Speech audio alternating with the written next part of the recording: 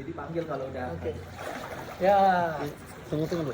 Hah? Belum? Enggak, ini yang live belum. Oh iya, nggak Oke. apa-apa. Kita apa ya? Boleh, masih. Ya, Ini ya. siap. Oke. Hah? 3, 2,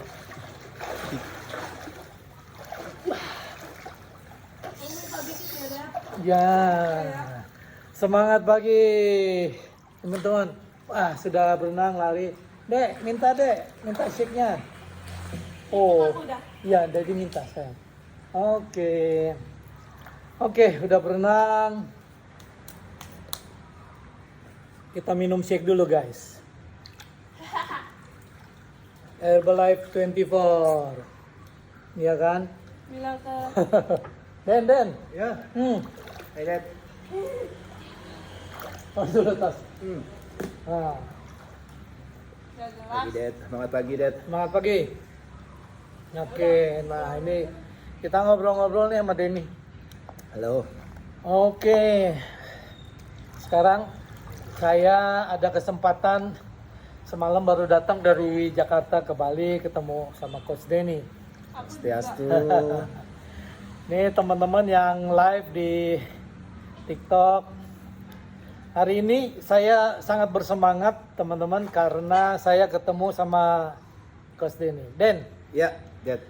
akhirnya di tanggal 1 April Denny qualified untuk menjadi supervisor. Puji Tuhan. Ah. Astun kare. Latar belakang kamu apa aja sih?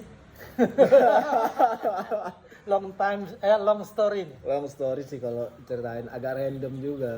Oke, coba ceritain gimana. Cuman kalau mungkin ini intinya, saya itu orang yang skeptis banget. Jadi saya itu nggak gampang percaya apapun. Mungkin karena dulu sering di dunia entertain ya. Saya itu udah cukup lama di dunia entertain. Kan kita tahu ya bahwa apapun yang kita rasa kalau di dalam dunia hiburan itu kita wajib untuk memberikan vibe positif, setuju ya Dede? Ya, Artinya jangan pernah membawa perasaan pribadi ke dalam panggung. Jadi kita harus happy, dituntut untuk happy. Nah, itu membuat banyak gimmick jadinya.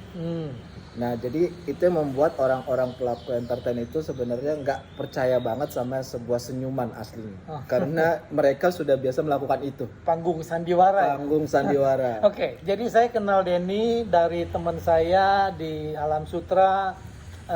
Denny waktu itu menjadi asisten artis. Lebih tepatnya Gimana? kalau kami nyebutnya, jadi di dalam dunia manajemen itu ada tiga ya, Det. Oh, oke, manajemen artis. Manajemen itu ada tiga. Ada finance, Finance. ya, ada road manager, Hmm, sama baru asisten. oke. Jadi sebenarnya asisten artis itu sebenarnya sedikit kurang tepat karena ada sedikit saya ngurusin kontrak juga yang nggak dilakukan sama asisten artis. Administrasi juga kamu pegang. Administrasi sama bagian untuk kegiatan operasionalnya gitu. Kalau lihat kehidupan kamu di IG kamu, saya lihat gondrong, cungkring, Iya. terus rambutnya macam-macam, pakaiannya wah. Di nongkrongnya di IKJ. Ya.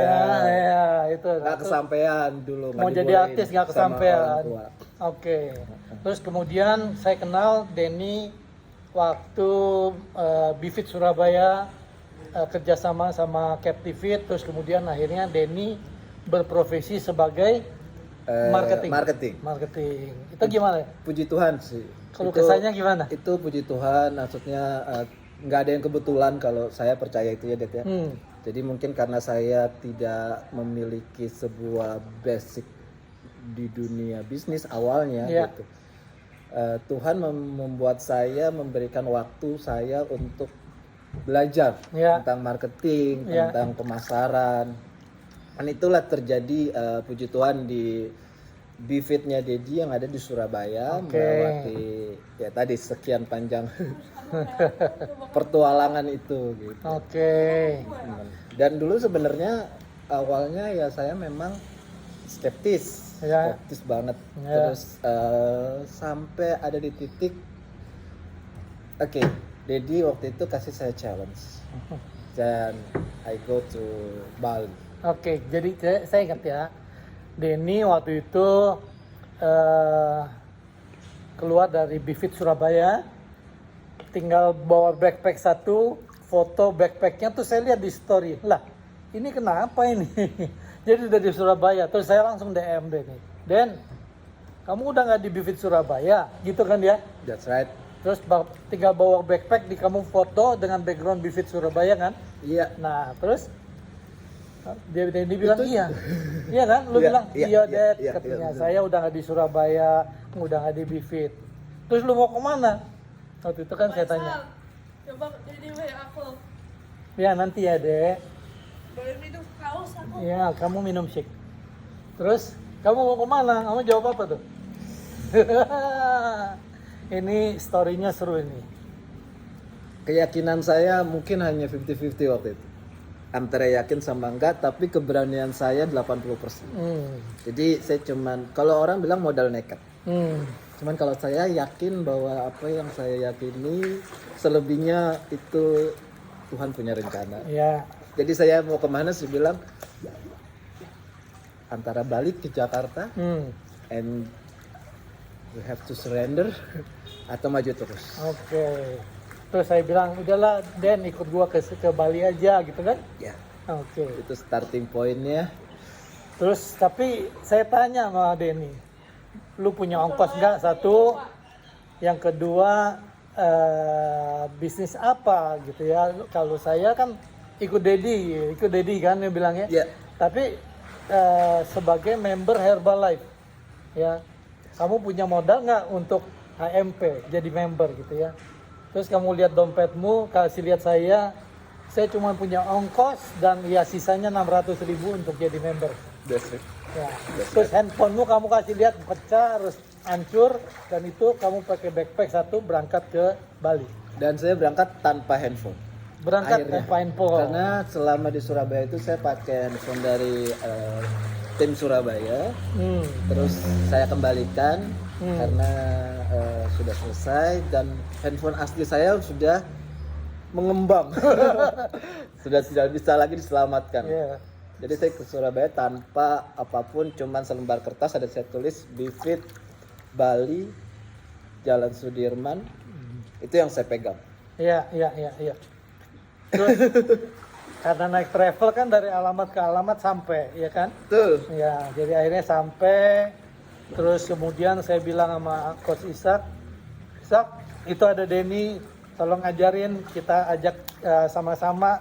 Pada waktu itu Bivit yang di Bali masih tutup kan, jadi ayolah kita ada kantor dipakai tinggal, kamu di sofa sama Ishak ya. Betul.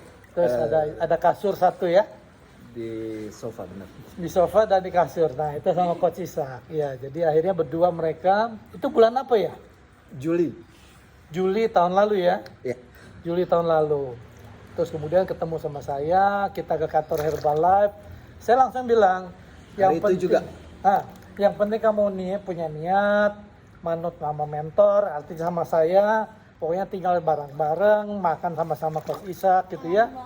Terus kemudian maju mundur, akhirnya kita ke kantor Herbalife kan. Yes. Nah, terus gimana ceritanya? Ya itulah yang membawa saya sampai di fase ini. Sebenarnya I have to say thank you sama Dedi, karena satu hal yang mesti diketahui, kalau Dedi nggak memberikan saya tempaan seperti itu, rasa ketidaknyamanan itu, pertimbangan dengan penuh resiko, saya tidak akan berani. Saya akan ada di dalam sebuah zona yang saya bilang itu zona stuck. Iya, kamu kan mintanya jadi karyawan terus ada gaji pokok, enggak. Saya bilang no. Kita independen, betul nggak? Betul. Banyak orang yang fokusnya saya nggak punya uang, saya nggak pengalaman bisnis, saya nggak ada background marketing dan seterusnya kan. Betul sekali. Tapi kamu waktu itu kok nurut Den sama saya. Itulah, ada yang bilang kalau orang memiliki vibrasi yang tinggi dan energi yang positif itu menular. Jadi saya melihat itu dalam sosok beliau. Oke. Akhirnya ya gitu deh.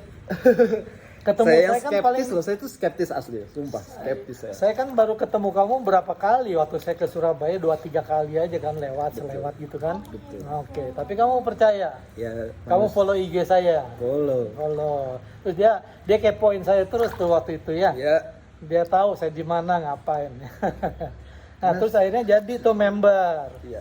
foto, terus makan produknya, Yes. ya makan produknya. Saya dulu berarti 55. Ya, Lebih dari tengkorak hidup. ya itu ya. Jadi itu terus kemudian karena Denny ini marketing di gym di Bifit Surabaya kan ada Bifit Community, ya terus kemudian ada kesempatan saya waktu itu bilang ayo latihan juga kan. Nah, mulai. Nah terus kemudian di Bali kita akhirnya bilang ayo Dan, ada Ishak, kita bangun komunitas lagi seperti di Surabaya sudah mulai jalan. Kita bangun nutrition club, tadinya kan nutrition club aja. Terus akhirnya karena ada fasilitas alat-alat gym di Bali ya tutup waktu pandemi, kita mulai lagi, kita aktifin lagi dengan adanya Denny dan Ishak, kita mulai lagi. Terus kemudian saya mulai dapat bawa putu, ya masuk beli Wawan. Terus kemudian Wawan ngajakin Mbak Putu itu ngajakin Indra, terus Bu Lupi, siapa lagi ya, pokoknya Mbak Wiri. Ya pokoknya kita mulai lagi. Saya bilang pokoknya kita bangun komunitas. Kita hanya perlu orang yang mau sehat, orang yang mau diajak kerjasama, yang manut, yang kita bikin sama-sama. Sampai akhirnya kita renovasi tuh si Bifitnya. Kita ada rezeki, kita renovasi. Nah ini belum grand opening nih. Belum. Ya yang si dengan alat fitnessnya kemarin itu kan waktu saya lagi di Jogja, ada Giant dari India datang, dia bikin syukuran aja bahwa oke nih nutrition clubnya jalan gitu ya. Nah ini udah alat-alat udah lengkap, kita renovasi, tampak depan juga udah ganti, kita mau bikin komunitas fit club yang lebih besar lagi karena kita dapat keyakinan dari fit couple ya, si si Jorge sama Disney datang, terus kemudian yang kita diajarin bangun komunitas fit camp di lapangan di Sanur ya, di pantai di Sanur itu sama Quentin dan Cynthia. Nah dia di situ kita dapat keyakinan, akhirnya kita renovasi, kita perbaiki. Nah ini kita siap-siap lagi untuk grand opening. Nah ini, Geraldo sudah datang, anak saya dari Jakarta sudah di sini di Bali, terus kemudian Renaldo juga sudah di Bali. Semalam kita datang sama Nadine sama Belisa. Nah, cerita pengalaman Denny nih. Denny bawa backpack, punya duit cuma jadi member, ya saya cuma tampung aja dia bisa di situ. Pokoknya kamu bebersih ya Den, nah, kamu ngepel. Nah, saya lihat bahwa Denny rajin dan akhirnya yang tadinya Bifitnya tutup itu akhirnya jadi bersih lagi sama Denny sama Ishak. Nah, jadi akhirnya mulailah berjalan, mulai dapat member, terus kita ke lapangan Renon, kita roadshow, Denny sama Ishak. Ini nih, si Ojan sini Jan. Nah, dia juga kan kamu ajak kan? Betul. Ini ponakan saya dari Lampung datang. Dia atlet renang nih. Benar ya? Iya. Kamu pernah jadi atlet renang ya? Nah, ini Ojan juga ke lapangan sama-sama. Kita bangun fitness sama-sama. Cungkring. Datang dari Lampung cungkring. Sekarang udah gimana tuh? Coba flex Spotify dulu. Itu. Ya, jadi dia karena komunitas bisa membentuk teman-teman mempunyai keinginan tapi ada dukungan. Ya, banyak orang yang punya keinginan tapi kurang lingkungan, akhirnya nggak jadi. Nah, kalau kamu saya lihat, oh mantap ini. Ya, mantap. Ya. Tadinya cungkring dari berat berapa waktu kamu datang? 49 kilo. Nggak ada masa otot, kempes semua. Habis sakit ya. Iya. Waktu saya datang 2-3 bulan lalu tuh bentar sakit lambung ya. Iya. Nah, terus sekarang udah nggak pernah kambuh lagi. Udah sehat. Udah sehat, pola hidupnya udah bagus. Udah bagus, tidur teratur, segala macam, terus makan juga, putih telur disikat, kasihan ayam. Ya, jadi luar biasa. Dari Lampung ponakan saya lulus kuliah, terus sepupu saya dari Lampung bilang, anak saya pengen cari kerja, ya udah ikut gua ke Bali. Ya, suka olahraga nggak? Dulu sih suka gitu ya. Nah sekarang dia benar-benar suka lagi. Iya, udah suka lagi olahraga karena lingkungannya juga orang-orang yang hobi olahraga. Oke, jadi membantu kita semangat kita tuh ada lingkungan, ada komunitas. Jadi bisnis yang sustain adalah bisnis yang punya komunitasnya, ya. Nah, jadi Ojan dari Lampung nol ya, nggak ada pengalaman bisnis ya. Nggak ada pengalaman bisnis, baru lulus kuliah, wisuda juga. Tunggu kamu wisuda baru kesini ya? Iya, wisuda dulu, baru langsung kesini. Tidak ada pengalaman, Ishak juga yang jemput, terus kemudian akhirnya jadilah di sini. Sudah berapa bulan Ojan di Bali? 3 bulan. 3 bulan ini ya? Wah, 3 bulan naik berapa kilo? Masa ototnya? Masa otot naik 7 kilo. 7 kilo. Coba flex 45 lagi. Wah. Oke, jadi teman-teman semua, kita punya program baru namanya Flex 45. Flex 45 itu betul-betul dalam 45 hari kita baca personal development, baca buku-buku positif pengembangan kepribadian, ya. Postingan-postingan kita juga mulai ke olahraga, kita harus posting, kita harus baca buku, posting, makan sehat, bicara kepada orang baru setiap hari minimal satu ya bicara tentang produk, bicara tentang bisnis juga satu. Nah, itu kita lakukan sama-sama dan nanti akan di launching tanggal 15 bulan April. Jadi ini sekarang hari ini tanggal 4 ya, masih ada 11 hari lagi untuk belajar supaya kita biar melakukan yang Flex 45 seluruh dunia melakukan ya, Business Herbalife. Setelah Herbalife Premier League ya, kita akan launching tanggal 15 April yaitu Flex 45, di mana kita dituntut untuk sehat ya, jadi kita flex itu flexing, jadi artinya kita menunjukkan otot kita. Artinya gini, dulu Herbalife dikenal sebagai perusahaan lose weight, penurunan berat badan. Nah, tapi sekarang ke depan kita udah arah ke sport nutrition. Jadi nutrisi kita semua ke arah untuk olahraga. Nah itu tuh, Den. Coba tunjukin tuh produk apa tuh, Den, di belakang, Den. Ya, ini yang bikin lo habis sama Nadine. Yo. Minumanku habis sama Nadine RS Pro. Ya, jadi ini kita launching anak-anak muda. Ini kita ajak untuk bergabung. Ya, Gen Z milenial, daripada hashtagnya kabur aja dulu, lebih baik bergabung aja dulu. Nah, bergabung aja dulu ke Bifit Community yang ada di Jakarta, Surabaya dan di Bali di sini. Ya, kita banyak di Bali. Nanti sama Fernando di Surabaya. Ya, jadi Fernando yang ini Den. Ya. Di Bifit Surabaya nanti Fernando. Jadi mungkin setelah libur Lebaran ini kita punya apa ya? Semua punya komitmen baru, keluar dari zona nyaman semua. Jadi kita sudah nggak banyak di Jakarta lagi. Fernando dengan anaknya, dengan Eka tuh akan pindah ke Surabaya. Keren. Ya, terus kemudian saya, Geraldo, Ray di sini di Bali. Nadine tunggu bulan Juni, lulus dulu SD-nya, SMP sudah pindah ke Bali sama Mami, baru kita Flex 45 di Bali ya, Din. Oke? Tadi udah nge-gym sama coach ini kan? Sudah latihan olahraga kan? Sakit belakang. It's okay.